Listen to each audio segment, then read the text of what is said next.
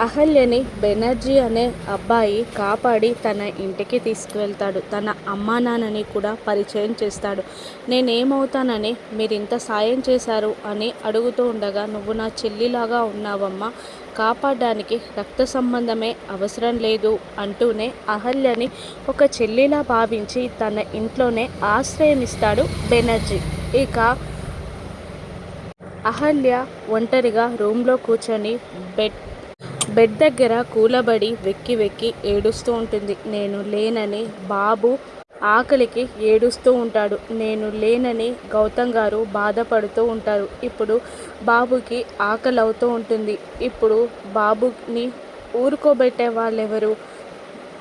ఆకలితో ఏడుస్తున్న బాబుని ఆయన ఎలా సముదాయిస్తున్నారో, బాబు ఆకలి తీర్చేదెవరో, బాబుని పడుకోబెట్టేదెవరో, గౌతమ్ గారు నేను లేనని ఎంత బాధపడుతున్నారో, ఎంత చిత్రవద అనుభవిస్తున్నారో అంటూ వెక్కి వెక్కి ఏడుస్తూ ఉంటుంది అహల్య. మరోవైపు ఏడుస్తున్న బాబుని ఓదారుస్తూ లాలిపాట పాడుతూ తన చేయి పట్టుకోమని చెప్తూ బాబుని ఊరుకునే ప్రయత్నం చేస్తూ ఉంటాడు గౌతమ్. బాబుని చేతుల్లోకి తీసుకొని ఎత్తుకొని ఆడిస్తూ ఏడుపు ఆపే ప్రయత్నం చేస్తూ మెల్లిగా నిద్రబుచ్చేస్తాడు గౌతమ్. బాబుని ఎత్తుకొని అటు ఇటు తిప్పుతూ అహల్య కోసం ఆలోచిస్తూ ఉంటాడు గౌతమ్. గౌతమ్ కోసం, బాబు కోసం ఆలోచిస్తూ వెక్కి వెక్కి ఏడుస్తూ ఉంటుంది అహల్య.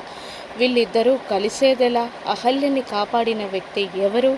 అతనికి అహల్యకి సంబంధం ఉందా? నాకు చెల్లి ఉంది అన్న మాట నిజమవుతుందా? అహల్య తన చెల్లవ్వబోతుందా? అహల్యకి పుట్టినిల్లుందా? పుట్టినింటికి అర్జున్ ప్రసాద్కి ఏదైనా సంబంధం ఉందా? రానున్న ఎపిసోడ్స్లో చూద్దాం. Thank you for watching.